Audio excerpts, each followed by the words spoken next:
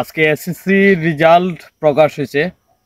বিশেষ করে এসএসসি যেহেতু রেজাল্ট প্রকাশ হয়েছে, কেউ ফার্স্ট কেউ বা ফেল। পরীক্ষার রেজাল্ট কিন্তু পরীক্ষাতে অংশগ্রহণ করা সবচেয়ে বড় বিষয়, কিন্তু এটার মাঝে একটা ভাগ্য থাকে। কিন্তু এর মাঝে সবথেকে বেশি যে মূল সমস্যাটা হয়েছে, এই সমস্যাটা হয়েছে যে আত্মহত্যার প্রবণতা বাড়ে এসএসসির পরে। এটা কেন? গার্জেনের একটা চাপ থাকে। যারা ছাত্র এবং ছাত্রী থাকে তারা কিন্তু চেষ্টা করে যে পরীক্ষা যেন তার ভালো হয় এবং ভালো রেজাল্ট সে যেন পায়। কিন্তু আমাদের পরিবারের বা আমাদের যে একটা যে জায়গায় আমাদের বাসা বা বাড়ি থাকে, এর আশেপাশে কিছু নোংরা মানুষ থাকে।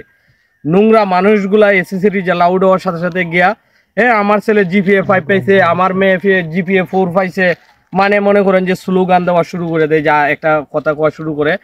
এরপরে দেখেন যে ওই যে ছেলেটা বা যে মেয়েটা ফেল করছে বা তার রেজাল্ট খারাপ আসছে, ওই মেয়েটা তখন সুইসাইডের মুখ। কারণ তার পরিবার, তার গার্জেন তারে কি করে যে মানে মানসিক প্রেশার এবং যন্ত্রণা দেওয়া শুরু করে। মানসিক প্রেশার এবং যন্ত্রণা যখন সে পাওয়ার পর সে এক পর্যায়ে কি করে একটা সিদ্ধান্ত নেয় যে আসলে পরীক্ষার রেজাল্ট যেহেতু ভালোই হইলো না, তো শেষ পর্যন্ত আমি আত্মহত্যাটাই মনে আমার সবথেকে বেটার হয়। কিন্তু আমি বিশেষভাবে ছাত্রছাত্রী ভাই বোনদের দৃষ্টি আকর্ষণ করে বলবো, পাড়া প্রতিবেশী যারা থাকবো এদের কথায় খান না দিয়ে, এবং অভিভাবকদেরকে দৃষ্টি আকর্ষণ করে বলবো এদের কথায় খান না দিয়ে আপনার ছেলে কিংবা মেয়ে, সে তো অবশ্যই চেষ্টা করছে।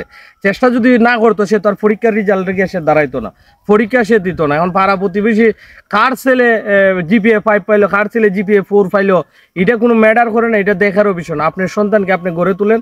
ফার্স্ট ফেল আছে জীবনে, রিস্ক কখন আসে কেউ জানে না। মানুষ যে কোনো সময় আপনার জীবনে একটা রিস্ক আসতে পারে, একটা দুর্ঘটনা ঘটতে পারে। হইতে পারে যে ওই রেজাল্টটা খারাপ আছে আপনার ছেলে। অনেক দেখেন, বিশেষ করে যারা নাম্বার 1 ছাত্র আছে, ভালো ছাত্র আছে, 1 নাম্বার ছাত্র আছে, বেকার চাকরি পর্যন্ত করে না, 10,000 15,000 টাকা বেতনের গুলাম হিসাবে সারা জীবন খাটিয়ে দিতেছে।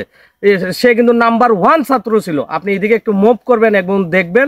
আর যে ছেলেটা স্কুলের মাঝে ক্লাসের মাঝে সবথেকে বাজে ছাত্র ছিল, সে একদিন জিদ নিয়ে, মনের মাঝে প্রতি জিদ নিয়ে সে একদিন যোদ্ধা হিসাবে, আজকে এইরকম অনেক ছেলে আছে, শত শত ছেলে আছে বাংলাদেশের মাঝে, মাসে 50,000 1 লক্ষ টাকা মাসে ইনকাম করে। আপনার ছেলে এবং মেয়ে যে কোনো সময় আপনার ভবিষ্যৎ পরিবর্তন করে দিতে পারে। দয়া করে যারা এসএসসিতে আজকে রেজাল্ট খারাপ করছে, দয়া করে তাদেরকে সুইসাইডমুখী করবেন না, তাদেরকে প্রেশার দিবেন না, মানসিক যন্ত্রণা থেকে তাদেরকে চাপ থেকে তাদেরকে মুক্ত করবেন। এবং পরিবার যারা আছেন, বিশেষ করে পাড়া প্রতিবেশী অনেক কিছু করব, তার ছেলে কি হয়েছে, তার মেয়ে কি হয়েছে, এগুলা দেখার বিষয় না। পরিশেষে সবার জন্য শুভকামনা, ভালোবাসা। যারা ভালো রেজাল্ট করবেন তাদের জন্য অনেক ভালোবাসা, যারা খারাপ রেজাল্ট করবেন তাদের জন্য ভালোবাসা। পরবর্তীতে একটা ধাপ শেষ হলো, পরবর্তী ধাপে আমরা চেষ্টা করে যাব সবার ভবিষ্যৎ সুন্দর হোক, ভালো হোক। আল্লাহ হাফেজ।